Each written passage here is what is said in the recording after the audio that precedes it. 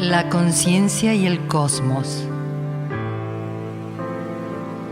En asistencia a una comprensión más profunda de la actual transición terrestre.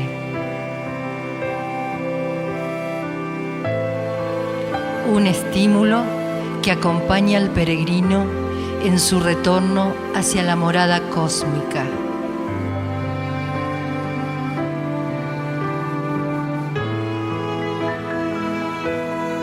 La conciencia y el cosmos. Una producción de UXIM, Centro de Servicio Planetario. Un camino hacia el propio cosmos interno.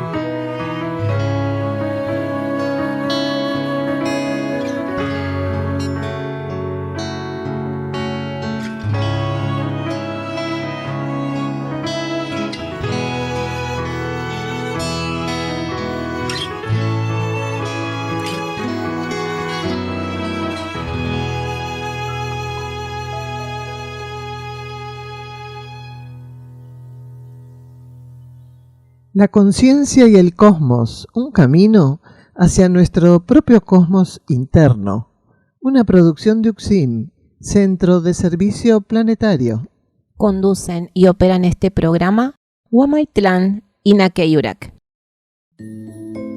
Estudios con Daniel Gagliardo en Buenos Aires, sábado 7 y domingo 8 de octubre de 2023 en Ciudad Autónoma de Buenos Aires y Los Cardales. Encuentros de profundización de las leyes espirituales y la vida cósmica. La transición planetaria se acelera, orientada hacia la trascendencia de la ley de karma y el advenimiento de la ley evolutiva superior o ley de ciclos. Las señales inequívocas de autodestrucción por parte de la humanidad que conformamos son percibidas por quienes viven el despertar espiritual y transitan la vocación interior en acercamiento a su propio cosmos interno. En estos encuentros con Daniel Gagliardo y en base a las consultas aportadas por el público asistente, se busca profundizar la actual situación universal planetaria, así como también ampliar las orientaciones que facilitasen la conexión del ser con su propia fuente espiritual y cósmica. Algunas de las temáticas que suelen tratarse en estos encuentros son: trascendencia de la ley de karma, el nuevo código genético, nacimiento de una nueva humanidad, la transformación de la conciencia y la senda del servicio, los caminos hacia la armonía y el equilibrio, junto con otra cantidad profusa de temas inherentes a la instrucción espiritual del ser. Primer encuentro, Ciudad Autónoma de Buenos Aires, sábado 7 de octubre, convocatoria 15 horas, inicio 15:30 horas, en Fundación Beethoven, Avenida Santa Fe, 1452, Ciudad Autónoma de Buenos Aires. Contacto: Facebook e Instagram, UXIM Buenos Aires. Mail: uximbuenosaires@uxim.org.ar. Teléfono WhatsApp y Telegram: más 54 911 32 64 3601. Segundo encuentro en Buenos Aires, Los Cardales. Domingo 8 de octubre. Convocatoria 15 horas. Inicio 15:30 en Centro de Jubilados y Pensionados Los Cardales. Avenida Belgrano 500, Los Cardales. Contacto: Facebook e Instagram, UXIM Los Cardales. Mail: uximloscardales@uxim.org.ar. Teléfono, WhatsApp y Telegram: más 54 9 23 04 51 42 33 y 11 51 57 12 39. Para ambos encuentros se ruega puntualidad. La entrada es libre y gratuita. Convoca UCSIM, Centro de Servicio Planetario.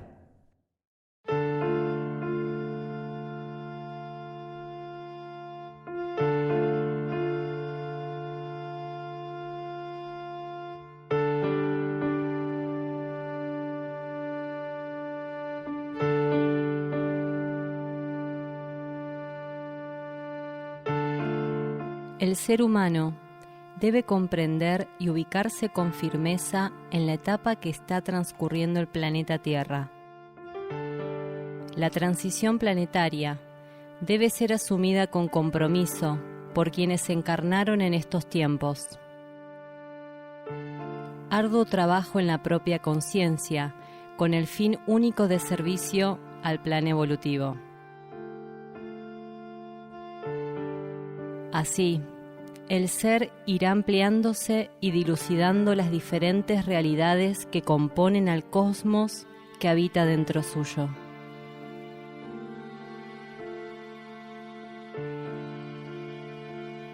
Una cantidad impensable de conciencias de diferentes grados evolutivos coexisten más allá de la materia, resguardando la vida en todas sus formas y asistiéndonos, así como a los diferentes reinos que se expresan en el planeta, para avanzar en el camino de la evolución.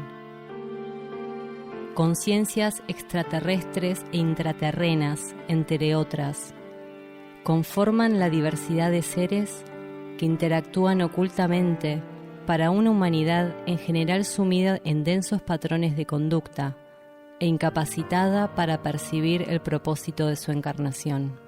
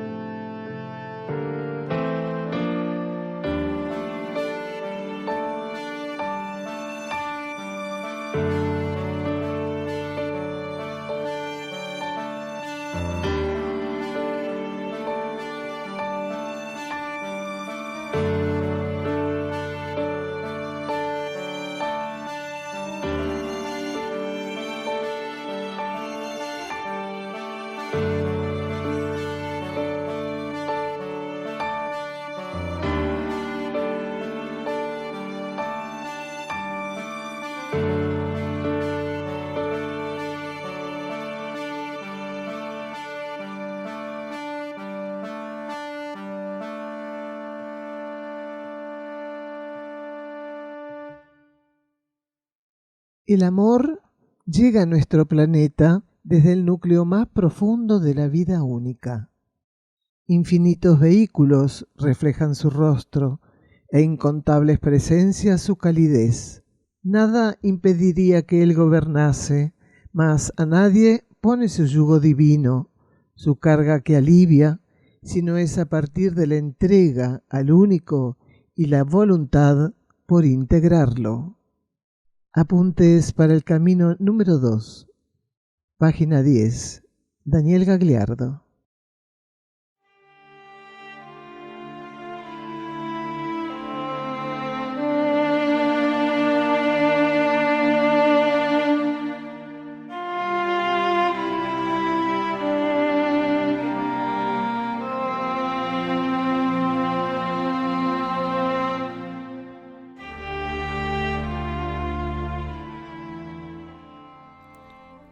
Este programa se emite una vez por semana por las plataformas YouTube, Facebook e Instagram. Contacto +549 3548 409936 por WhatsApp y Telegram. Están realizados en base a los estudios de cosmosofía que Daniel Gagliardo ofrece en UCSIM, Campo Sierra del Cielo, así como también lecturas y reflexiones sobre el material de UCSIM, Centro de Servicio Planetario.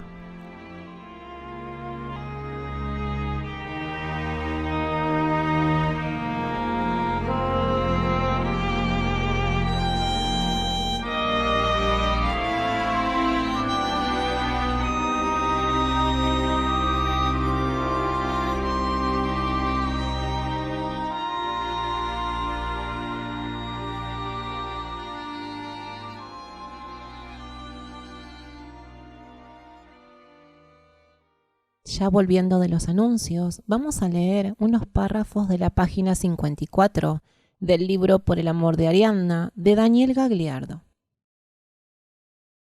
Para participar de la gran sinfonía de la existencia sideral, solo se nos exige la nota correcta y necesaria. No existen posibilidades de aportarla cuando intentamos asumir lo que no nos corresponde. Sea esto, querer meternos en la piel de lo que aún distamos por alcanzar, como también intentar permanecer en lo que ya íntimamente estamos listos para trascender, prescindiendo de la peligrosa ilusión de creer que, dada nuestra buena voluntad, siempre estaremos a tiempo de hacer lo que futuros tiempos de emergencia demanden. Lejos de comprender que solo en la absoluta rendición de nuestra conciencia, cuando aquello golpee nuestra puerta, ofreceremos lineal disponibilidad.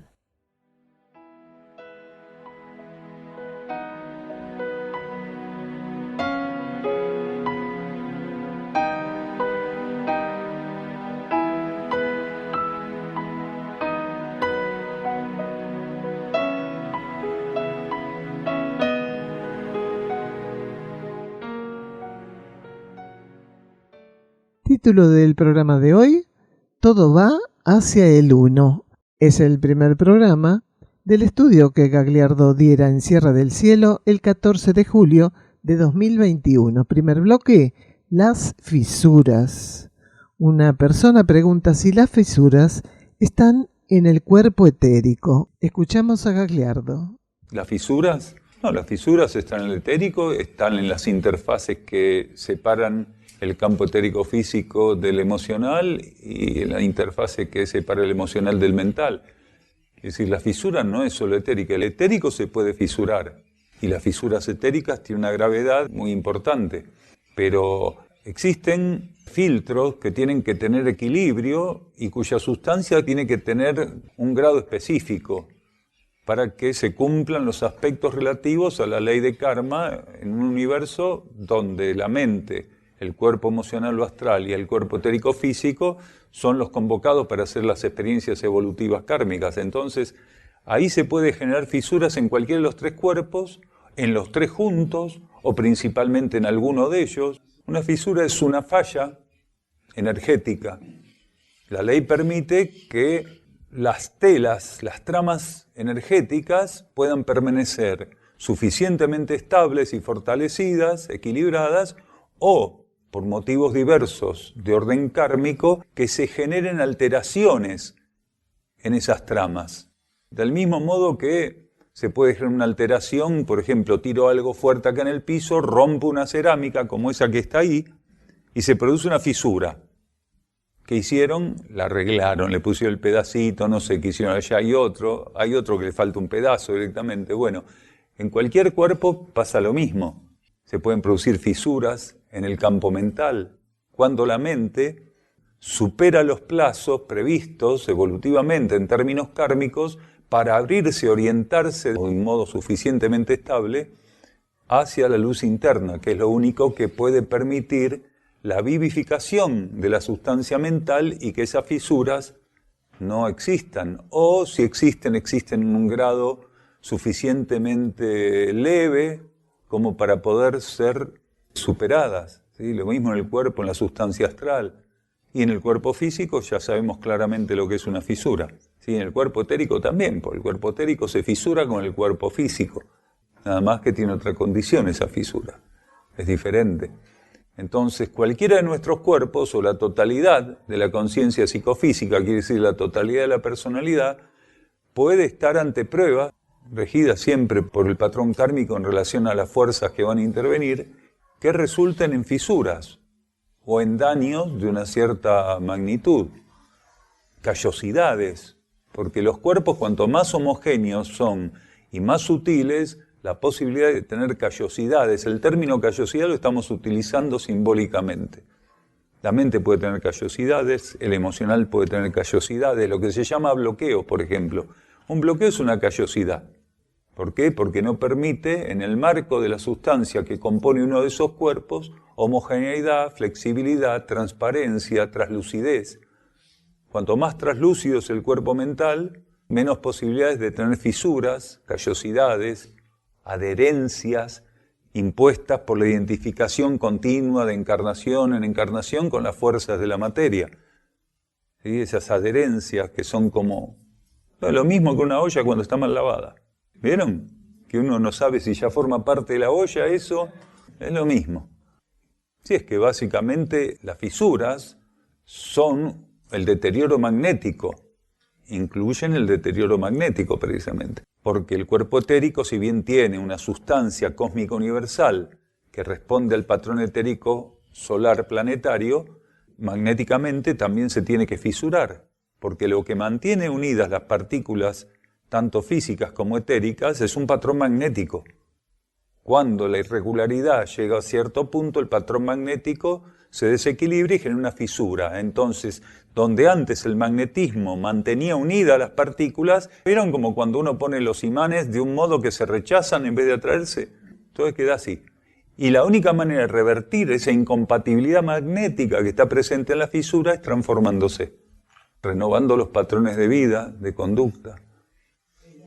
No, pero es un poco más amplio que eso. Uno puede estar totalmente fisurado y no tener contacto interno, que es decir, no está en la etapa donde el alma tiene una madurez suficiente para establecer o permitir que establezcamos un vínculo. O sea, las fisuras se pueden dar en distintas etapas. Desde las etapas donde el alma está dormida y los cuerpos están siendo estimulados para empezar a positivizar, a salir de una posición rígida, de orden negativo, o cuando el alma ya está despierta, pero la personalidad todavía no está a la altura de ese despertar. Claro que sí, por eso la jerarquía ha dicho que vamos a ser probados hasta último momento, y eso no quiere decir que cualquiera se puede fisurar. Claro, la transformación se basa en una aceptación, una profundización y una donación genuina a la fuente interna de nuestra conciencia. Podemos hacer un cambio, pero el cambio siempre se categoriza por un patrón vibratorio similar. Es como aquel que dice, yo tengo una figurita, ¿cuánto vale? Y medio le dicen. Yo tengo una de no sé quién, bueno, esa vale 3. Es un cambio de figuritas nada más. Pero la transformación implica la trascendencia de una cierta condición. La trascendencia, no el movernos transitoriamente y después caer nuevamente en lo mismo. Como si fuera un yo-yo, baja, sube, baja.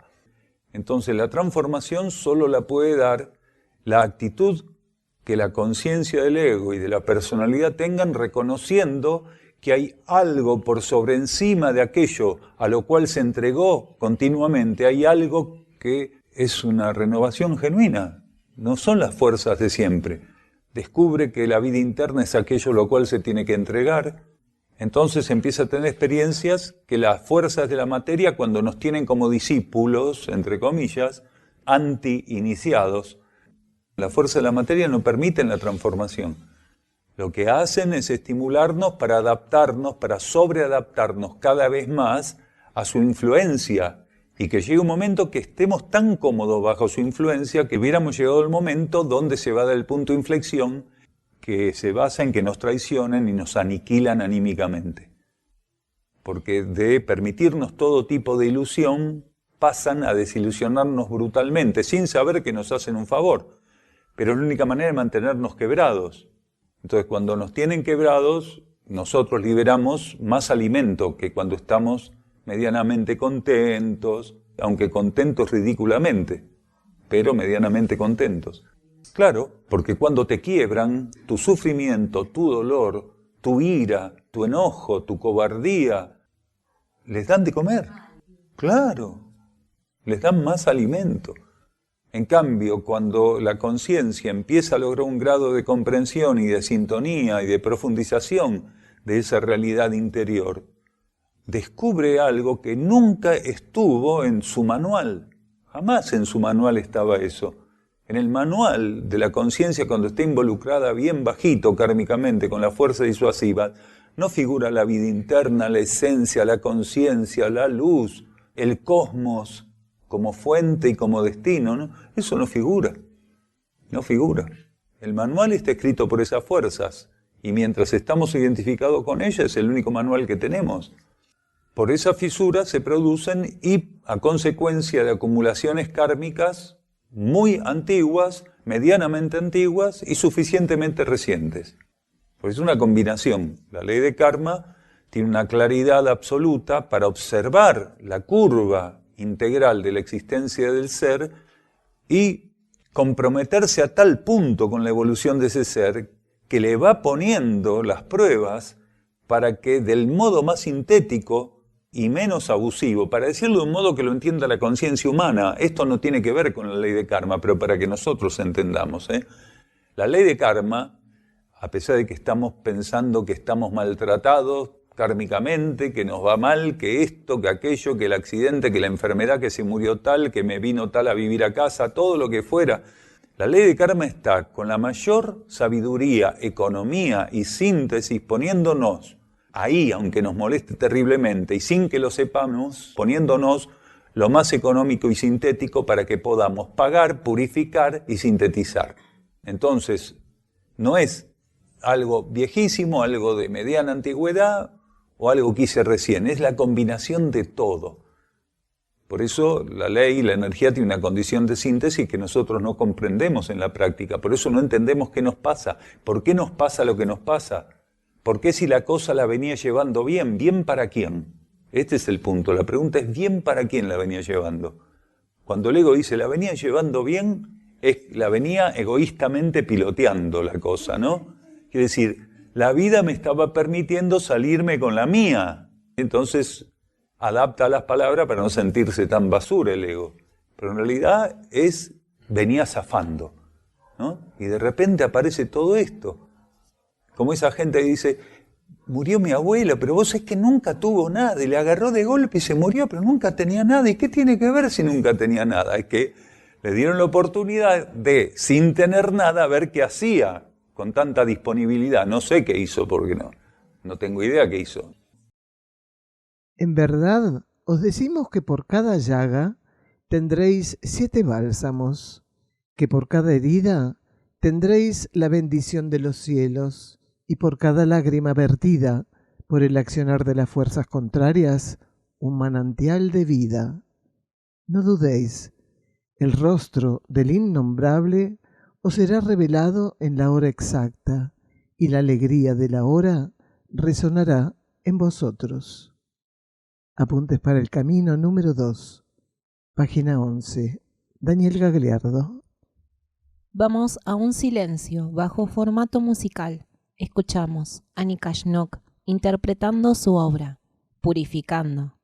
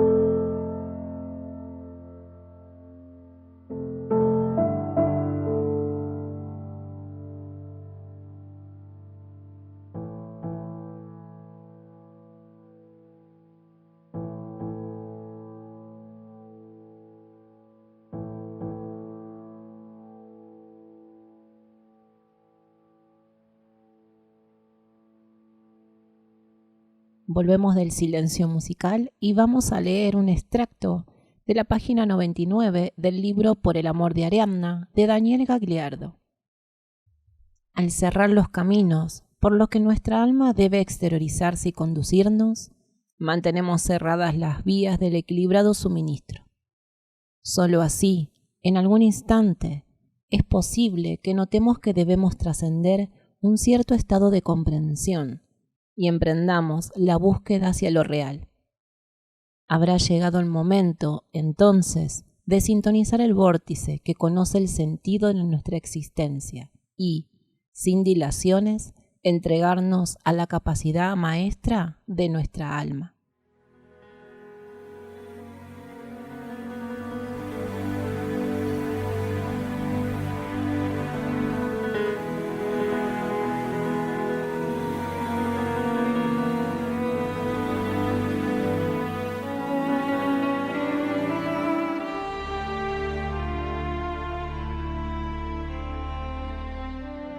Otros programas de la conciencia y el cosmos. En Buenos Aires, los Cardales. En Europa, Portugal y Bulgaria. Grupos de trabajo interno UCSIM en el mundo. Argentina, Uruguay, Portugal, Bulgaria, Chipre, Francia y Alemania. www.ucsim.org.ar. Podés encontrarnos en Facebook como La Conciencia y el Cosmos y también como UCSIM, Centro de Servicio Planetario. En Instagram, @La Conciencia y el Cosmos, @UCSIM Cosmosofía, @Daniel_D_UCSIM. En YouTube, UCSIM Cosmosofía y La Conciencia y el Cosmos. En Twitter, @UCSIM Cosmosofía.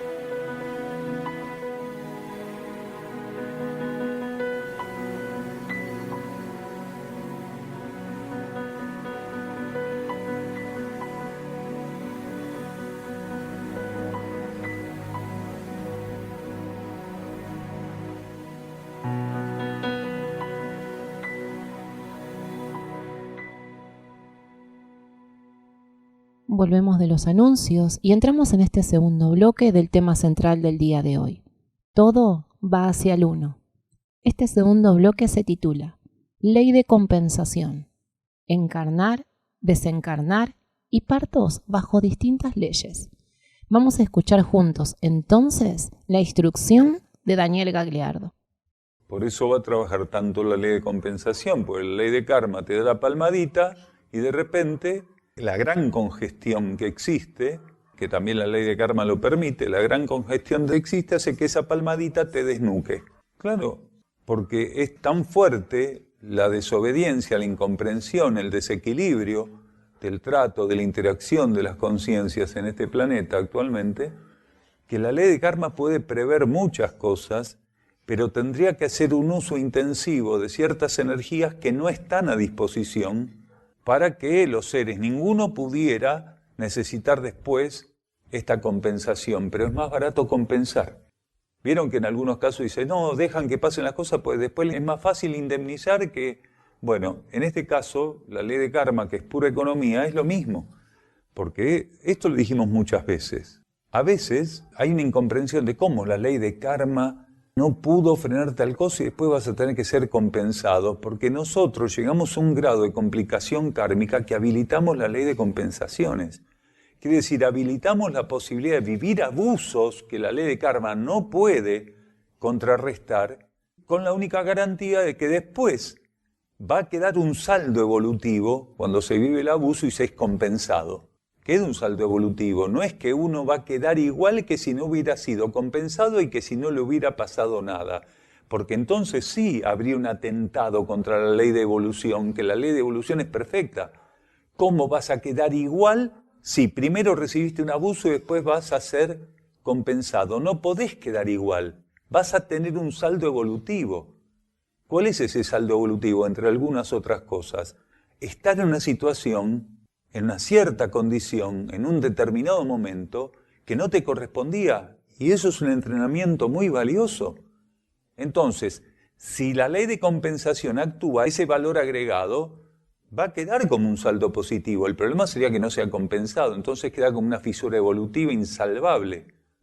Porque aquel que recibiera un tratamiento por el cual no está preparado, si no existiera esta ley de compensación que tiene la capacidad de restaurar cosas y de dejar sobre la restauración un margen, un valor agregado que es una enseñanza extra para el ser.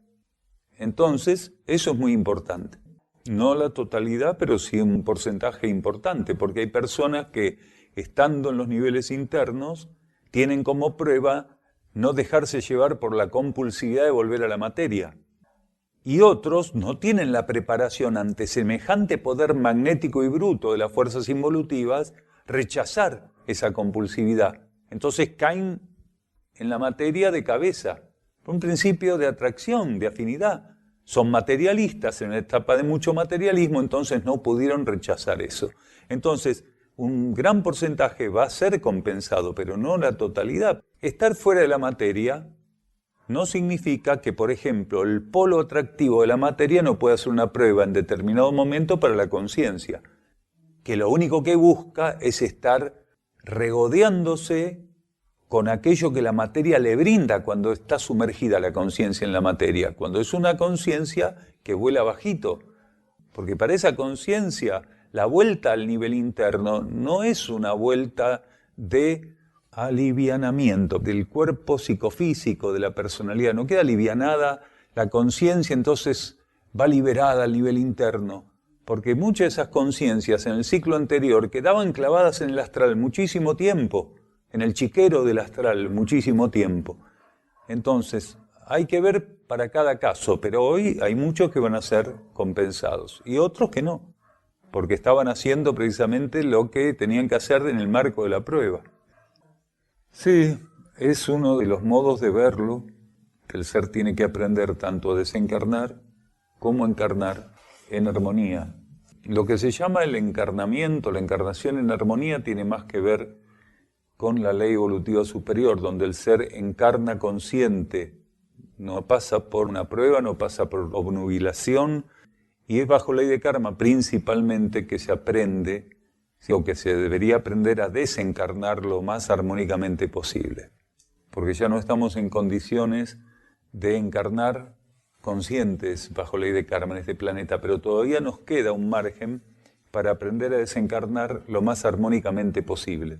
Entonces, bajo ley de karma es que se favorece más en este momento actual eso de aprender a desencarnar sin miedo a la muerte, enfrentar el desencarne como quien está enfrentando la vida cósmica, el llamado de la vida cósmica, el llamado de la vida interna. Eso es muy importante, pero no estamos a tiempo para que la conciencia experimente bajo ley de karma, sino más adelante, bajo ley evolutiva superior, el ingreso a la materia como quien va en esos ascensores de cristal en los edificios, que está arriba y ve cómo va llegando a través de los cristales a la planta baja. Bien, sin perder conciencia, sin desequilibrio, se abre la puerta, quiere decir, la ley abre generosamente la puerta en la materia, y estoy ahí en la materia y lo veía venir desde que estaba arriba. Eso se hace bajo ley evolutiva superior. Por eso las conciencias que ya han pasado por eso, y son jerarquías encarnadas, no temen a la muerte, enfrentan la muerte como ir a dormir. En algunos casos directamente conscientes, salen del cuerpo etérico físico, trascienden el cuerpo astral, el mental y listo, ya está. No, bajo ley evolutiva superior no existe la ley de olvido. Para estar ante la prueba de tener que recordar la planificación interna y cómo favorece esa prueba, cuanto menor es la identificación con las fuerzas materiales, menor la compulsividad que tiene para sumergirse más en esa relación con la fuerza de la materia. Entonces, recordar la planificación interna es una consecuencia, entre otras tantas cosas, de una identificación menor, cada vez menor, más tenue, más controlada con la fuerza de la materia, ¿no? Por eso la ley de olvido le da esa posibilidad. Desidentificate de esto que vas a tener una data más precisa de esto. Más me desidentifico de acá, más precisión o sintonía o intuición puedo aplicar en este proceso. Sí, lo que queremos decir que en esta transición ya no hay tiempo para la segunda posibilidad. Claro, si nuestro procedimiento kármico, nuestra experiencia kármica hubiera sido otra. Y por ejemplo, desde terminado el período Atlante hubiéramos hecho un trabajo diferente. Entonces hubiera habido un margen muy interesante para llegar a esa experiencia, pero ya no la hay.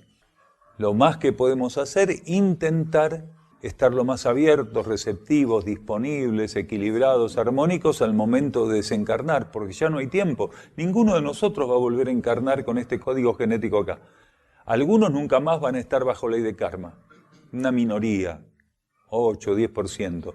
Y la mayoría van a encarnar en otros planetas más primitivos, en otros sistemas más primitivos, y no con el ADN, sino con otros códigos genéticos. Quiere decir, nadie va a tener la oportunidad de volver a encarnar acá, bajo ley de karma, habiendo desencarnado en esta etapa de transición. Quien desencarna en la etapa de transición no vuelve a encarnar. Ahora, seres que están desencarnados desde antes de que comience la transición pueden seguir encarnando, porque están entrando dentro de otro patrón de relación kármico. Pero todos los que estén desencarnando, actualmente encarnados, dentro del margen de 1988 en adelante, no vuelven a encarnar ni a aportar más el ADN. Van siendo ya automáticamente conducidos, migrados en tandas monádicas a donde les corresponda. Si tienen que retornar acá, en tandas monádicas que son preparadas para un proceso de transmutación, de ampliación genética, de cambio de código. Y de hecho, no solo es un trabajo de la Tierra. Donde hay ley de karma y hay encarnación como subsidiaria de la ley de karma, ahí está trabajando siempre ese ejercicio, está siendo propuesto continuamente en cualquier planeta, en cualquier sistema solar kármico, donde la reencarnación forma parte de los mecanismos evolutivos, continuamente se está instando a que los seres puedan desencarnar lo más lúcidos y armónicos posibles. Y después, según en qué etapa y cómo hubieran aceptado ese apoyo, ese procedimiento de la energía, van a empezar algunos a encarnar con cierta lucidez. No digo que van a salir de entrada, aparece ahí con la partera y dice, hola mamá, no. No, pero se llega. Bajo ley evolutiva superior, los seres encarnan absolutamente lúcidos y entran en un contacto directo, inmediato, podríamos decir, con las polaridades que lo están asistiendo en la ceremonia de ingresar a la materia. Directamente, no es como un bebé que está inconsciente de todo, que no tiene cierto tipo de fundamento lúcido. Sí, claro. Y eso se trasciende inmediatamente. O sea, no tropiezan para ganar lucidez y claridad, porque hay un margen de maduración del cuerpo mental, del cuerpo emocional. Entonces tardan, lo que ese margen tarde en asentarse, en expandirse. Porque cuando se encarna, todavía bajo movimiento encarnatorio, los cuerpos tienen después un margen de prosecución madurativa, que no tiene nada que ver con lo que nosotros vivimos como prosecución madurativa, acá bajo ley de karma, que tardamos 7 años más o menos en madurar el cuerpo físico, 14 el emocional, casi 20 o 21 el mental, eso convencionalmente bajo ley de karma y el ciclo anterior. Claro, lógico. Bajo ley evolutiva superior, todo lo que se hace cuenta con la conciencia en un grado de precisión suficiente. Bajo ley de karma, la pauta es cuenta con la inconsciencia siempre.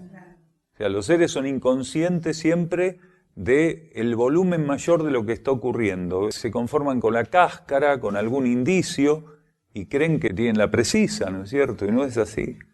Bajo ley evolutiva superior, la conciencia de lo que se está viviendo es muy amplia, muy amplia. Sí, pero no era propio del ciclo anterior, sino que era propio de ciertos conjuntos de conciencias, de mónadas en el ciclo anterior, no de todas las mónadas que estaban haciendo experiencias bajo ley de karma, porque eso se daba principalmente en Oriente, principalmente en Tíbet, en Bután, en el Lhasa, en toda esa región donde kármicamente se generó una especie de congestión de conciencias con un grado de evolución que les permitía hacer experiencias conjuntas en las lamacerías tibetanas, en algunos ámbitos del Bután, del norte de la India, del sur de China, del Gobi, toda esa zona, actual Pakistán, había como una especie de aglutinamiento de conciencias que estaban haciendo una experiencia particular. El budismo sirvió como base para todo eso. Entonces sí, había lamas que, como experiencia evolutiva, en el marco de estimulación general de la humanidad del planeta, pero viviéndola particularmente, morían suficientemente lúcidos. A veces, antes de morir, incluso muchos de ellos vaticinaban dónde iban a encarnar, más o menos dentro de qué márgenes, en qué año, ¿sí? En qué lugar. Incluso algunos llegaron a decir en qué familias, que las buscaran en ciertos poblados, dentro del marco de ciertas familias. Y eran experiencias evolutivas muy interesantes. Como vos dijiste, cuando llegó el momento, aquel vaticinio, aquella profecía, aquella visión que había tenido el lama, que había desencarnado, que realmente era una categoría lamática elevada, iban con un conjunto de pertenencias de ese lama que había desencarnado y con las referencias adecuadas buscaban algunos niños dentro de esos poblados y se reunían con esos niños y les iban mostrando las pertenencias. Y algunos de ellos hacían así, esto es mío. Muy claramente. Reconocían inmediatamente el Dalai Lama, y esto no era una experiencia exclusiva del Dalai Lama, pero el Dalai Lama también se lo elegía de ese modo, generalmente. Sí, porque los cuerpos humanos, por una actitud instintiva de animalización, no pudieron transformarse y son cuerpos animales. Pero como tenemos que recibir algún tipo de pago kármico para ejecutar, mientras que los animales, la mayoría, viven los partos sin problemas, el ser humano tiene un cuerpo animal que le permite generalmente tener el parto con problemas. Los partos son traumáticos, problemáticos. Bueno, pero estamos hablando de Krishna, que es lo mismo que hablar de Jesús. Entonces, estamos hablando de seres con ciertas características. No, el parto fue muy similar. Lo que fue diferente, la concepción. Fue diferente. La concepción de María fue una especie de paso intermedio entre lo que conocemos nosotros como concepción y lo que va a ser en el futuro como ley evolutiva superior. Era bastante mayor que María. Es que él llega a instancias de unirse con María porque ambos compartían informaciones internas que en esa etapa de sus vidas tenían que cumplir con esa tarea. No fue una unión ni afectiva, amorosa, humana, ni por conveniencia, que era muy común. Es común todavía una cantidad de familias judías y no judías, pero en las familias judías es muy común casarse por conveniencia también. Y en aquella época los matrimonios se arreglaban como se arreglan todavía en Turquía, se arreglan en los países árabes, no era muy común. Hubo conciencia plena, información interna, jerarquías que están ahí haciendo un trabajo, entonces no se asombraban de ciertas cosas. Entonces ahí lo importante era que en determinado momento de la curva encarnativa o encarnatoria de cada uno de ellos, por indicación interna, cumplieron con algo que ya tenían como información hacía bastante tiempo. Es que no era la figura la que tenía que ocupar un lugar en los libros, él no era la figura que tenía que ocupar un determinado lugar, ni llamar la atención, ni nada que se le parezca. Existen tantas presencias jerárquicas, insospechadas y desconocidas. Salvo algunos grupos, algunas personas que saben que José era la exteriorización de Antuac, después la mayoría de las personas no sabe nada de eso, ni buscan tampoco. Del mismo modo que Juan el Bautista dijo que él tenía que decrecer para que aquel que venía creciera, siendo que era una jerarquía Juan el Bautista. Entonces, las jerarquías no luchan por el rol protagónico de la película. Cada uno ocupa el lugar que le corresponde sin ningún tipo de problema. Entonces, Antuac hizo un trabajo magnético, irradiatorio, de preparación, muy puntual. No nos olvidemos que José era un esenio. José era un miembro activo, reconocido, elevado de los esenios. Entonces, lo que hizo José fue ocupar el rol dentro de la espiral que los esenios tenían previsto internamente como planificación interna de ese grupo, el grupo esenio, para implantar las energías que hacían falta para la manifestación, el advenimiento del Cristo a través de la presencia de Jesús. Bueno, son jerarquías que forman parte de una misma entidad, pero eso es solo uno de los aspectos de la tarea de esa jerarquía. No hay mucho que profundizar. Dentro del escalafón de ese centro y de la organización jerárquica manifestada, porque son las 7 jerarquías manifestadas de Mixtlitlán. Las otras 5 todavía hoy están sin revelar. Y solamente 7 de las 12 jerarquías de Mixtlitlán. Así que mucho no hay para revelar de los trabajos o del trabajo o de la tarea conjunta que hacen Oshmiuk y Antuak. Volvemos de escuchar la instrucción de Daniel y vamos a leer un extracto de la página 117 del libro Por el amor de Ariadna de Daniel Gagliardo. Existe una porción del cosmos que es nuestra responsabilidad mantener en orden, armonía y paz. Aquella que abarca el ámbito de nuestra propia existencia.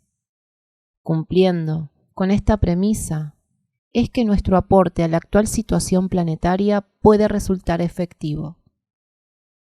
Quien armonice y pacifique su existencia no estará haciendo otra cosa para con el ser planetario del que forma parte. Nuestro hermano Wionak va a interpretar en guitarra su obra Camino Único.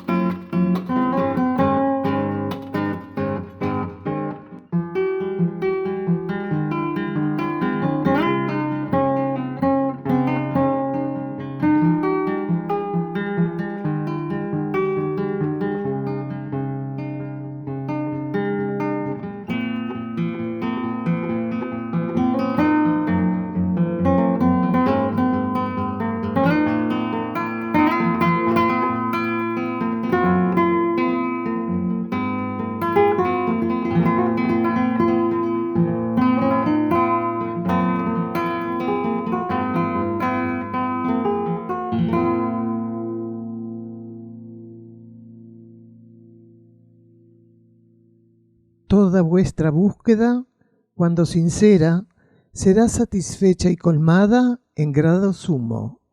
Todo el amor actuante en este universo será entonces a vosotros revelado, y entenderéis por qué Él es el impulsor de la vida. La gloria del Padre Celestial será sin velos que suavicen su poder, y los hombres purificados vivirán la ley. Apuntes para el camino número 2, página 11, Daniel Gagliardo.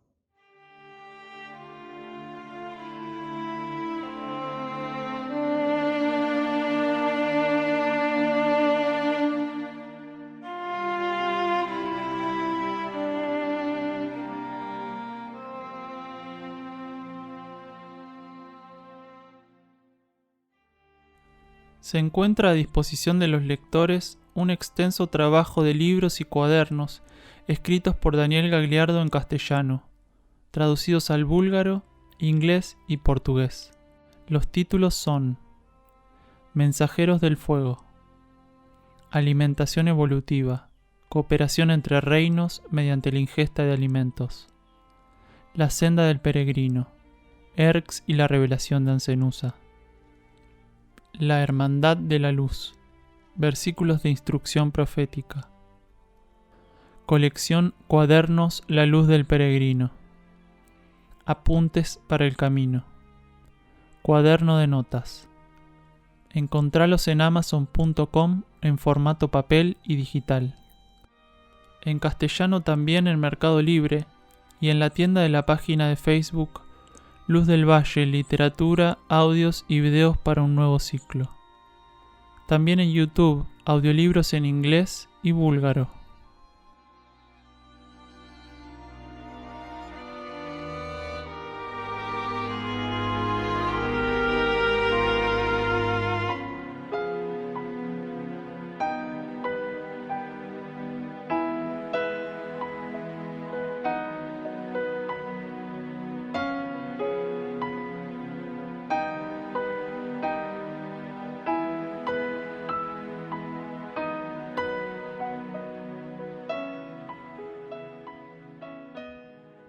Abordamos el último de los bloques de este tema central que habíamos titulado Todo va hacia el Uno. Y este último de los bloques titulamos Reino Dévico, entidades jerárquicas, conformación, disolución o transformación. Una persona asistente pregunta si las jerarquías son arcángeles. Escuchamos a Gagliardo. Arcángeles.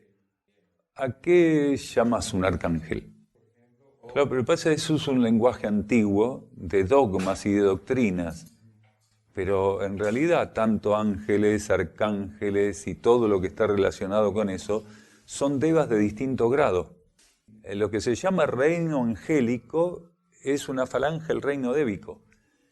Entonces el término arcángel o ángel lo limita en realidad, porque está tan relacionado a imágenes doctrinarias, a conceptos doctrinarios, ¿no es cierto?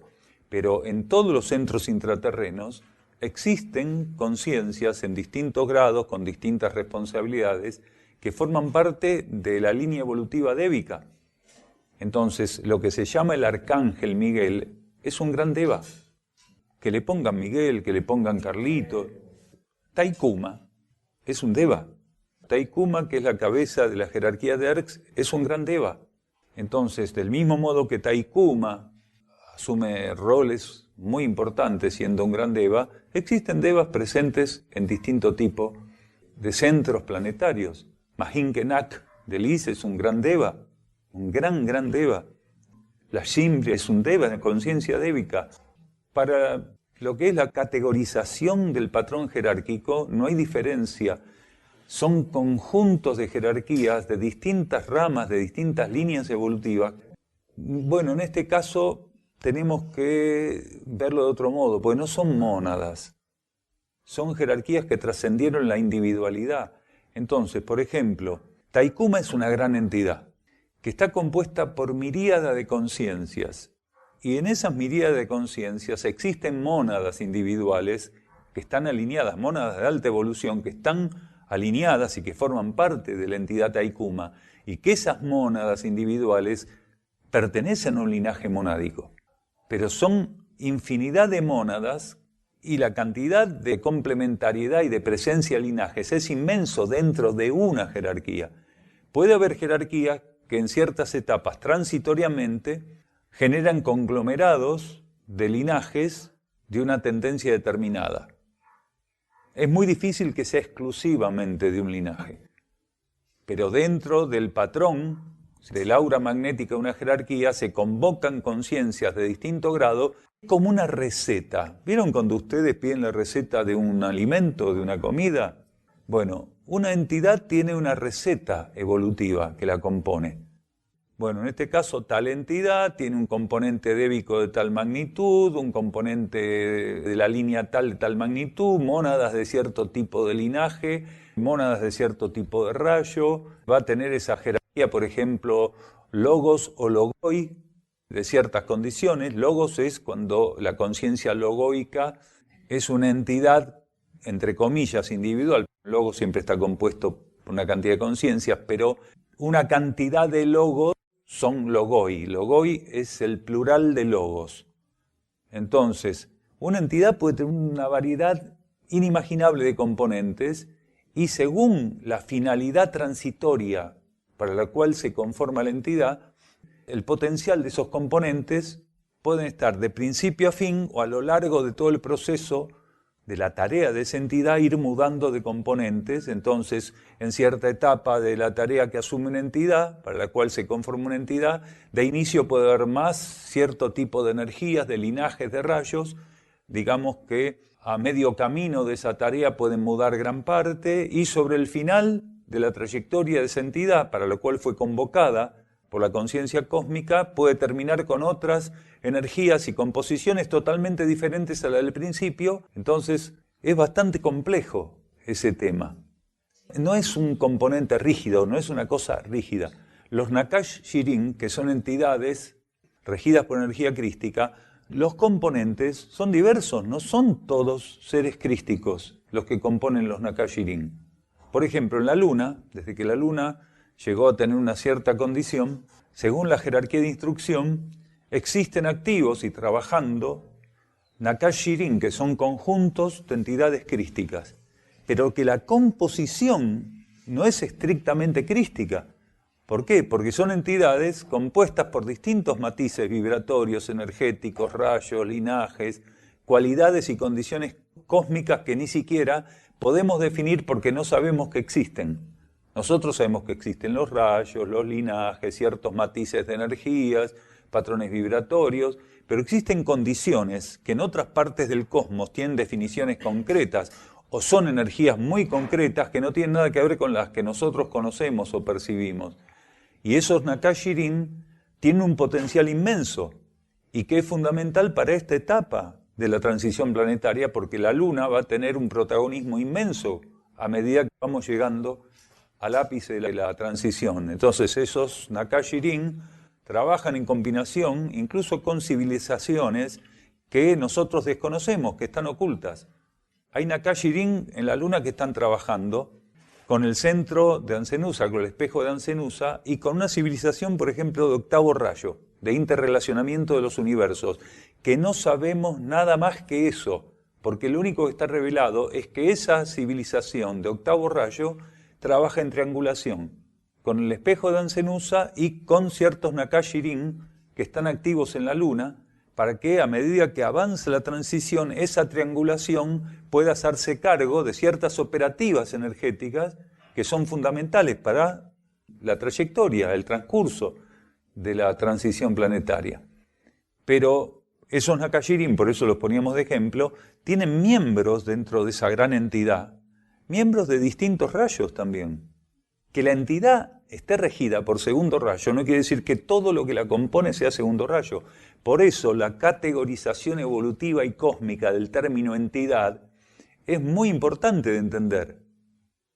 Porque una entidad responde a su conformación a partir de una convocatoria que grandes jerarquías, conciencias, entidades cósmicas también hacen para atender o asistir determinado tipo de cuestiones y transitoriamente se convocan esas energías, se habilita la conformación de la entidad. La entidad tiene un arco de acción y cuando termina, la misma conciencia cósmica que la habilitó arma una ceremonia de disolución de los vínculos, se reparten los componentes hacia donde evolutivamente sea necesario en el cosmos, o en vez de disolver la entidad, si sigue siendo necesaria, se la transfigura, se la transforma, se la transmuta.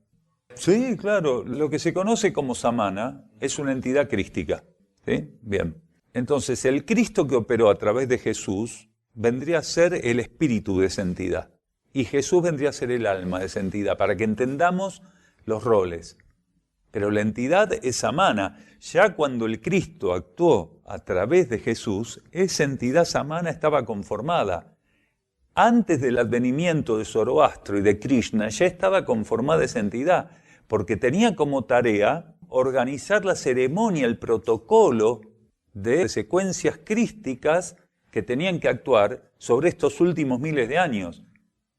Entonces, Samana viene trabajando con los representantes crísticos, haciendo un trabajo inductivo, conductivo, desde hace mucho tiempo, hasta que llegó en la materia al ápice de su trabajo, que fue a través de Jesús, la energía crística a través de Jesús, de los dos Jesuses, porque uno nace, digamos, una mónada es la que participa del nacimiento de Jesús. Ese se le llama el primer Jesús.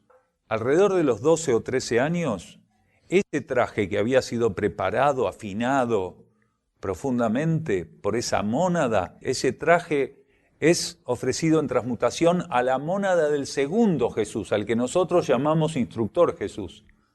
¿Por qué? Porque el voltaje del segundo Jesús era muy fuerte para arrancar con ese traje. Entonces, un instructor de condición iniciática menor nace, lleva ese traje a un proceso de maduración durante 12 o 13 años, lo cede por transmutación al segundo Jesús, al que finalmente va a incorporar en el Jordán a la entidad crística. Entonces, por eso ese traje tenía condiciones inigualables, porque había sido trabajado como el gran Stradivarius de los trajes humanos. Había llegado a un nivel de maduración, de afinamiento en todo sentido. Entonces llegó a un grado que pudo tornarse herramienta directa de la energía crística. Por eso fue uno de los pocos y excepcionales casos de transmutación dual, porque no cede los trajes, el segundo Jesús no los cede totalmente a la entidad crística. Esa transmutación dual hace que los comparta con la entidad crística y pasan a ser un dúo, una entidad encarnada. Con el mismo traje operaban una especie de ceremonia perfecta de energías, de instrucción, de rayos, operaban la entidad crística que obedecía puntualmente al segundo rayo y el instructor Jesús, que era un discípulo iniciado que había ido avanzando hasta ser un alto iniciado de sexto rayo. Entonces, esa energía devocional de Jesús fue utilizada por el segundo rayo del Cristo. Entonces fue una combinación de energías impresionante, una potencialización de energías.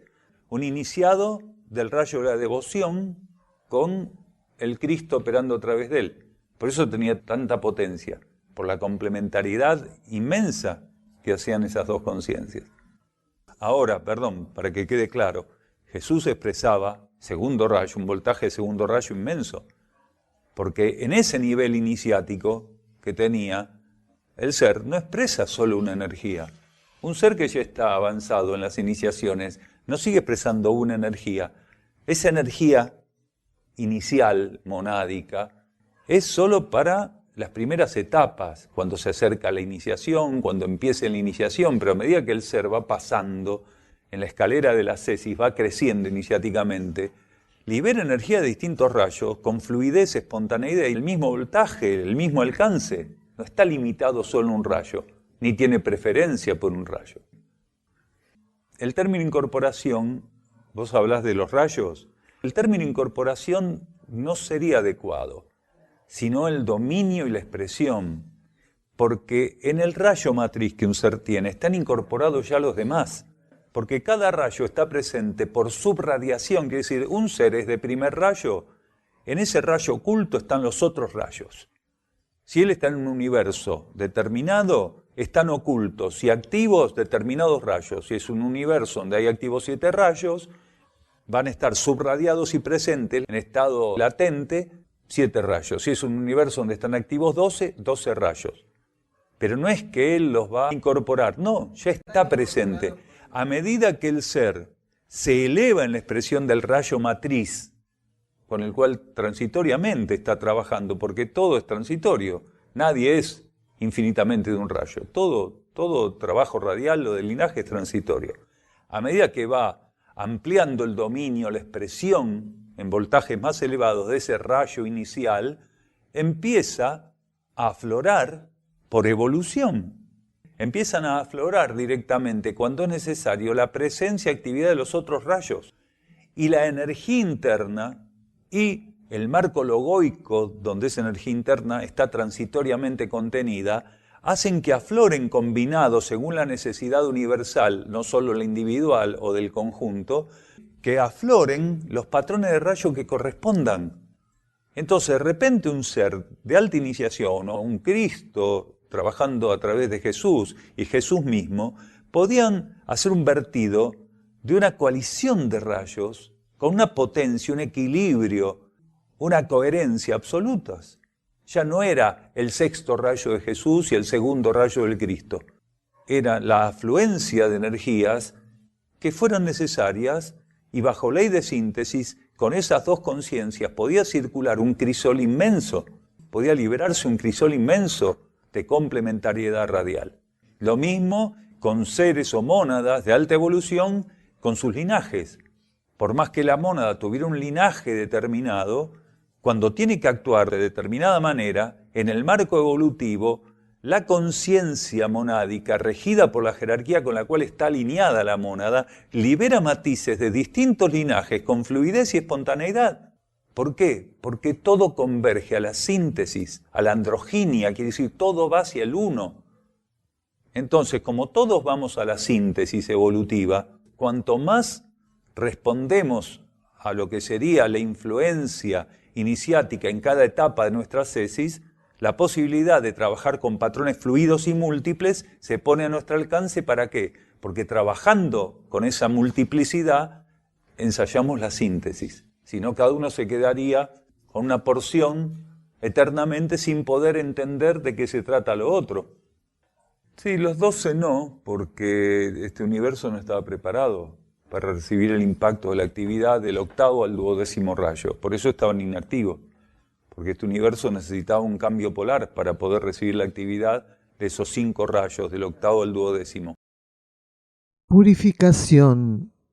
Si hay términos que debéis tener en cuenta, aquí el más significativo en estos momentos que vivís.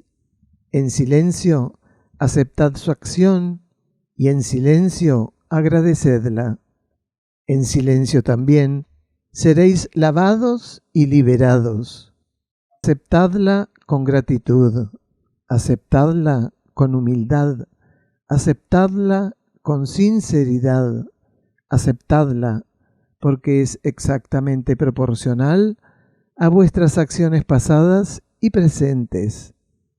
Aceptadla porque es la ley y quien acepta las leyes acepta al Padre. Bajo este rayo todo será ordenado y armonizado. Acompañadlo y no esperéis en la inercia el embate, fluid en él y no os amarréis a las estructuras que derribará. Apuntes para el camino número 2, página 11, Daniel Gagliardo.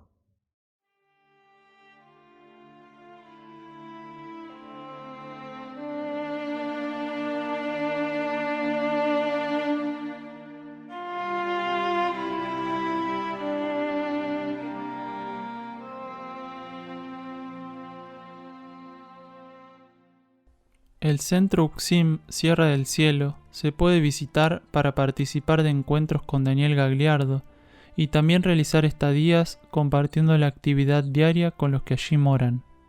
Se encuentra enclavado en las sierras de Córdoba, paraje Quebrada de Luna, camino a Ongamira, a 16 kilómetros de Capilla del Monte. Los encuentros con Daniel Gagliardo se realizan los miércoles a las 16:15 horas y los sábados a las 16 horas. El ingreso al campo en ambos días de 15 a 15:30 horas. La entrada es libre y gratuita. Únicamente los sábados hay servicio vehicular gratuito desde la Plaza San Martín de Capilla del Monte, sobre la calle Hipólito Yrigoyen. En estos encuentros, distintas temáticas son tratadas profundizando este nuevo conocimiento filosófico espiritual. Para estadías, solicitar reservas con la mayor anticipación. Contacto +549 3548 564 874 por WhatsApp y Telegram. Correo uxim@uxim.org.ar. Las estadías, como todas las actividades que ofrece UXIM, son libres y sin cobro de aranceles, incluyendo alimentos y hospedaje.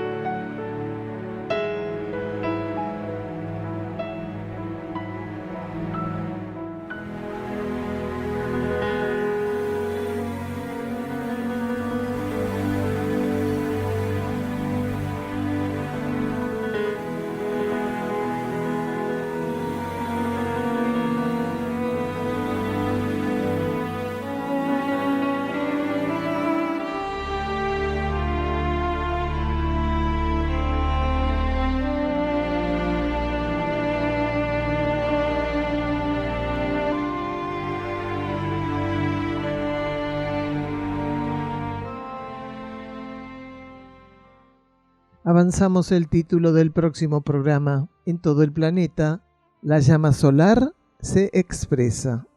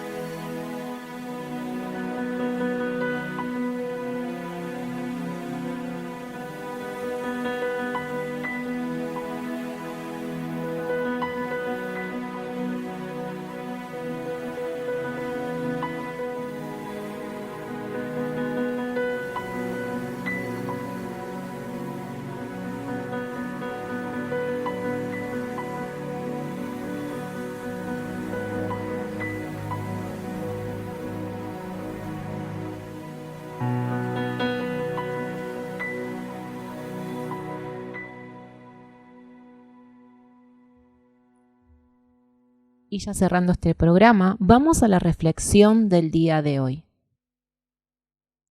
Quienes transitan la renuncia, habiendo avanzado por el camino interior, saben que nada se pierde, encontrando en aquella energía que ensayan la comprobación paulatina de un profundo estado de liberación. Mientras que aquellos que dicen renunciar, huérfanos de guía interna, suelen caer en sustitutos que, abierta o veladamente, ocuparán un lugar en su todavía indeclinable ilusión. Y nos vamos de este programa enviando un gran saludo a Gladys Alejandra, una oyente fiel nuestra que es de Barcelona, España. Hasta el próximo programa de la conciencia y el cosmos, un camino hacia el propio Cosmos interno.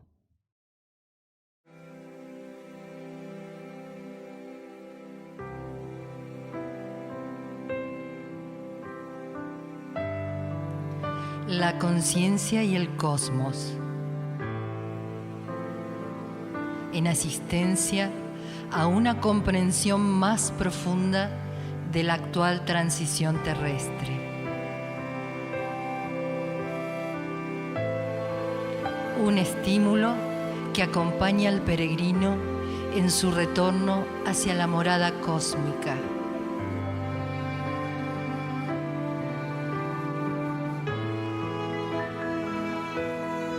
La conciencia y el cosmos. Una producción de UXIM, Centro de Servicio Planetario.